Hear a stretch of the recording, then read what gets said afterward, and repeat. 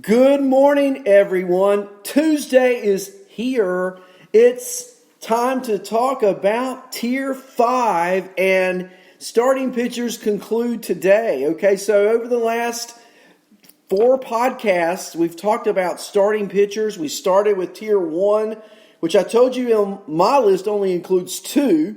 One in the American League, one in the National League. And then we went through Tiers 2, Tier 3, yesterday Tier 4, and today Tier 5. So good morning, chat room. How are you doing this morning? And thank you, Lenny. What a great start to our day. And so let's dig right in, okay? So Tier 5, upside, potential, or maybe nothing, okay? Maybe nothing, but we'll see, right? We'll see how it goes.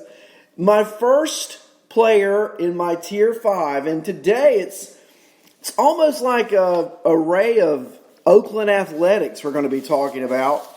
But the first one is 26-year-old Frankie Montas. Yeah, remember last year, Montas was suspended for a period of time and then came back towards the end of the year. But while he was pitching last year, Frankie Montas was spectacular.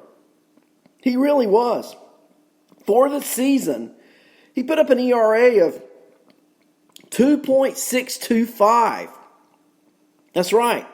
And you know, Oakland, known as a pitcher's park, you know, yet if you look at Montas's numbers, he did pretty well on the road too. You know, he had a 3.4 ERA on the road. His whip on the road better than his whip at home. That's right. 1.093 on the road, 1.143 at home, both really good. He had a 2.48 ERA. Excuse me, a 3 ERA at home and a 2.33 ERA on the road. So his ERA was a half a run or so better on the road. Now, walks and strikeouts about the same. He struck out 55 away, 48 at home, 11 walks at home, 12 on the road. His K per 9 at home, 10.3. His K per 9 away from Oakland, 9.2. You know, Oakland, I just want to pause for a moment. You think about the Oakland A's, and I want to talk about their offense for a moment. But, of course, offense factors into how well pitchers, well, at least wins, right? And I think it's encouraging to a pitcher when they score runs. You know, Marcus Semien last year, I've already talked about him on a previous show when I went through my shortstops. Marcus Semien had a career year last year. Someone who didn't, Chris Davis, who was hurt, oblique, and those are hard to come back from. He's going to be back healthy this year. I look for Chris Davis with a K to put up 40 home runs. I look for Matt Olson to put up 40 home runs. Chapman could do it, I think at least 35. So right there in 3 batters, and then you take Semien, who I think can also hit 30. So look, you're going to get 150 home runs out of that Oakland lineup from 4 players. I believe that.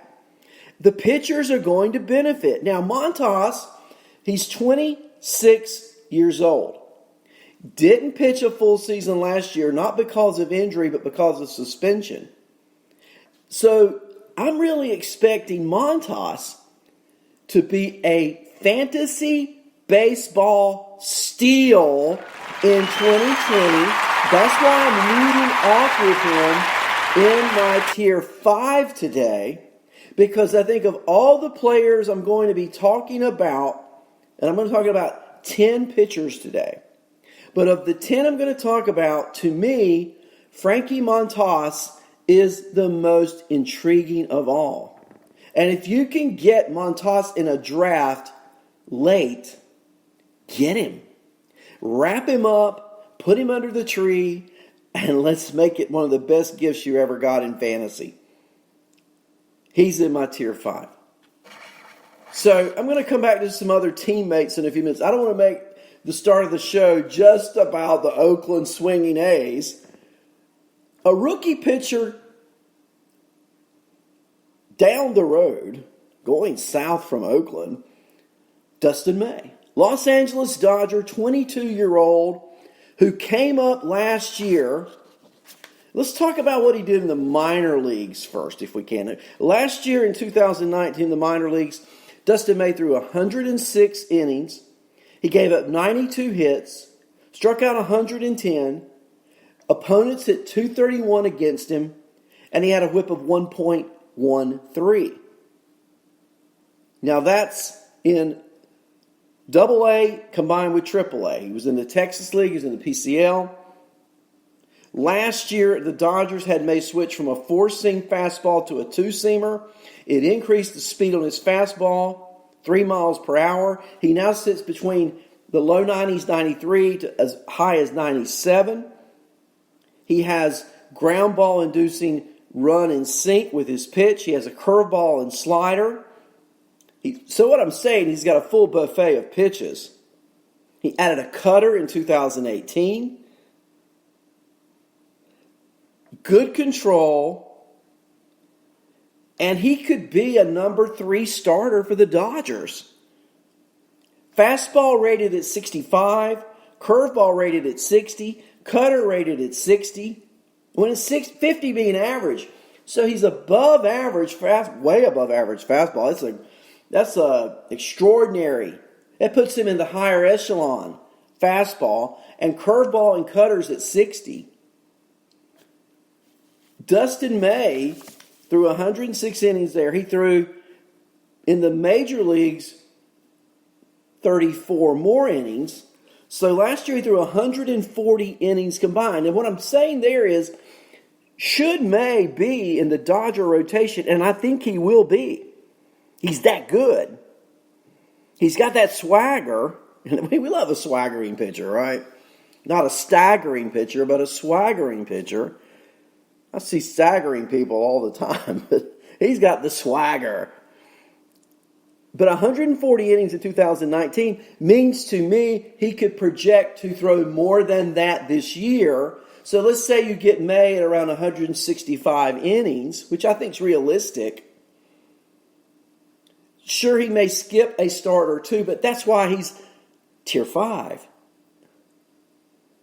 What did he do with the Dodgers last year? At Dodger Stadium last year, a 2.348 ERA as a rookie. And check out this stat. In 15 innings, he struck out 15 batters at home and only 1 walk. An 8.8 K per 9 at Dodger Stadium, 7.9 K per 9 away from Dodger Stadium. I think Dustin May is a great late round pick. Now again, Frankie Montas is my pick of the litter in this group. But I would not be disappointed to have Dustin May on my fantasy staff this year. Nor should you. Staying in the National League West. These are young pitchers we're talking about, guys. Level 5. Tier 5, rather. Zach Gallen of the Arizona Diamondbacks. And I think you'd have to say Gallen had somewhat of a breakout year last year. At least for the short time that he pitched. I think that is a harbinger of things to come in 2020. Now, we had limited innings. I get it.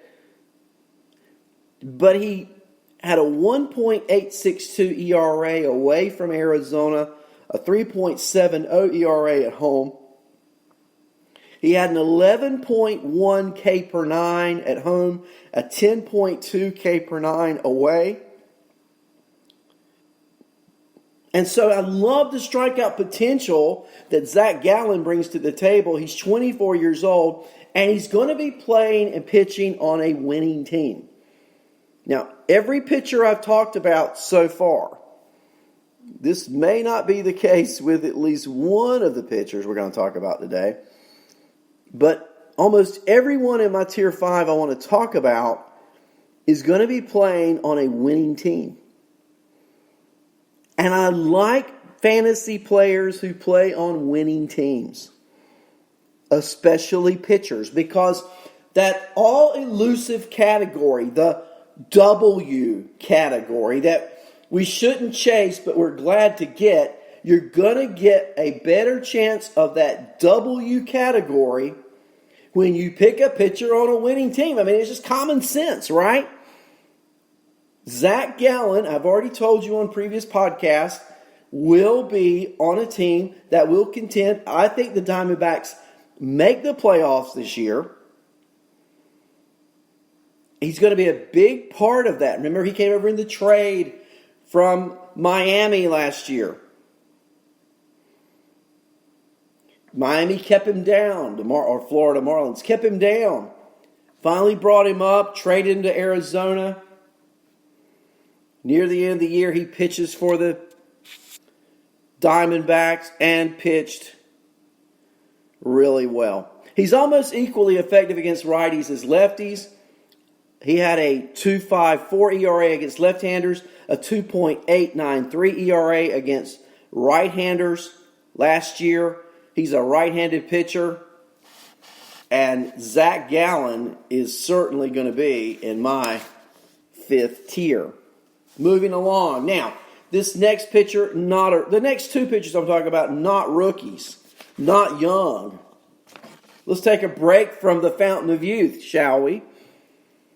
And let's talk about New York Yankee Masahiro Tanaka. Yeah, I got to have a Yankee in Tier 5, so why not Tanaka? Tanaka's 31 years old. Last year, won 11 games. Now, numbers are not the main thing. Tanaka's streaky, too. It's a Tier 5. But when he's on, he's on.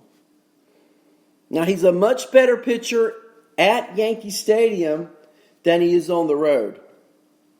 His ERA is almost double on the road what it is at home at Yankee Stadium. That's right. It's ugly away from Yankee Stadium. It was 6 last year. He had an ERA of 6 on the road last year. Yeah. Whoa, that's ugly, isn't it? But his ERA at Yankee Stadium, just over 1. I mean, it's just over 3. 3.101. Tanaka is a pitcher. He's not a thrower. You know, he had that elbow issue a few years ago and didn't elect for surgery, and it really cut down on his velocity. But he adapted. I think he's going to get more than the 11 wins he got last year. I think he's going to have more than the 7.8 K per 9 he had at home. The Yankees are going to win lots of games. I mean, you look at that division, and I know Boston has a good offense, but they're not as good overall. Toronto has a good offense. Baltimore does not. He's going to have some tough games in that division. But again, he is a pitcher, not a thrower. And I look for Tanaka to have a pretty good season, Tier 5. Next on my list in Tier 5, Marcus Stroman.